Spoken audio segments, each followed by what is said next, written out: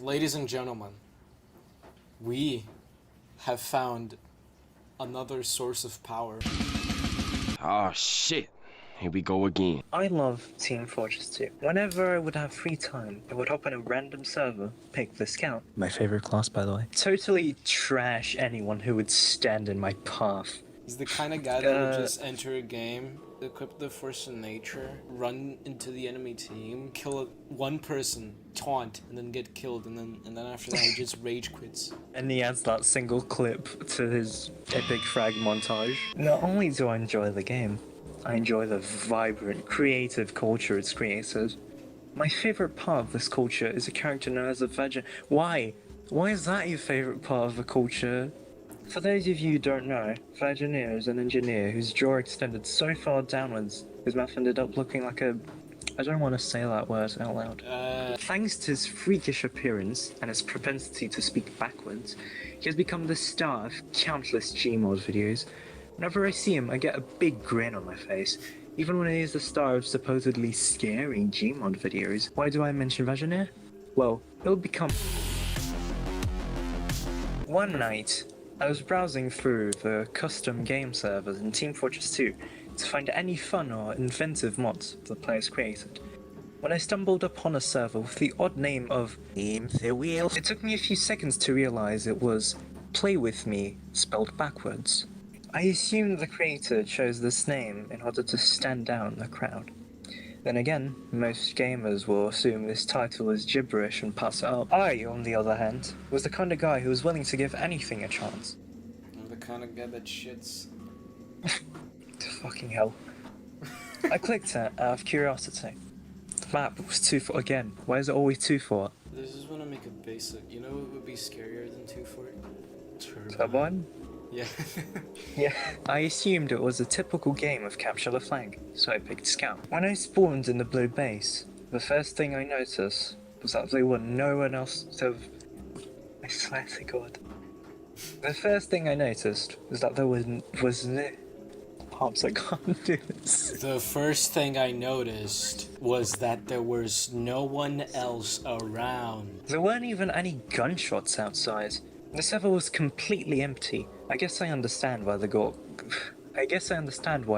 called it the wheel. It was a cry for attention. He was lonely and I felt sorry for the guy. The guy that just read this thing, he just completely figured out the owner of the server's entire life based on the name of the server. On the name? He's better than fucking Sherlock. I went outside, stopped at the bridge and looked around.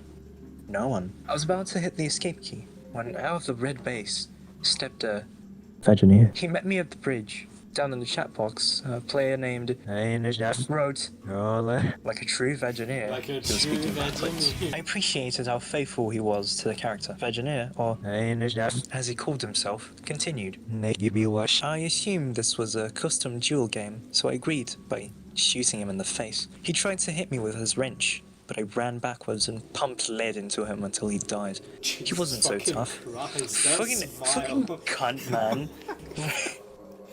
What an asshole. The second round began. We met on the bridge again.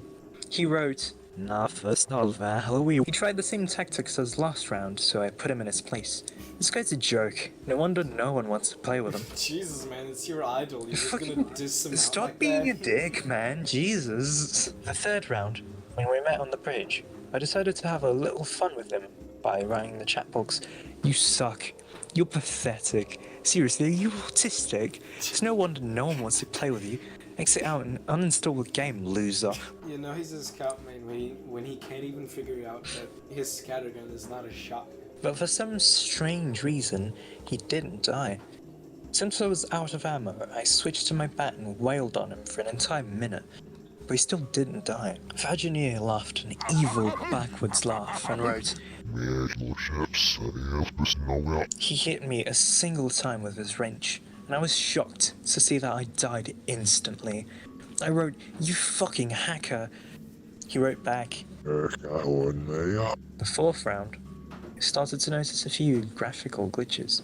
Red splotches would randomly appear on the floor and walls and disappear just as quickly. When I went outside, The sky would occasionally flicker red. Vagineer was standing on the bridge. I tried shooting at him, but when I did so, he started running away from me. I shot him again, and the graphics started glitching up even more. Certain textures would turn from high res to low res and back again in a flash, and the floor would flicker in and out of existence. I was certain there was nothing wrong with my graphics cards, because yesterday I was able to play Skyrim at its highest settings, smoother than buttered glass. I kept shooting at him, and the graphics continued to glitch up. I followed him all the way into the intelligence room. By this time, I was out of ammo, so I pulled out my bat and started wailing on him. But no matter how many times I hit him, he wouldn't die. He said,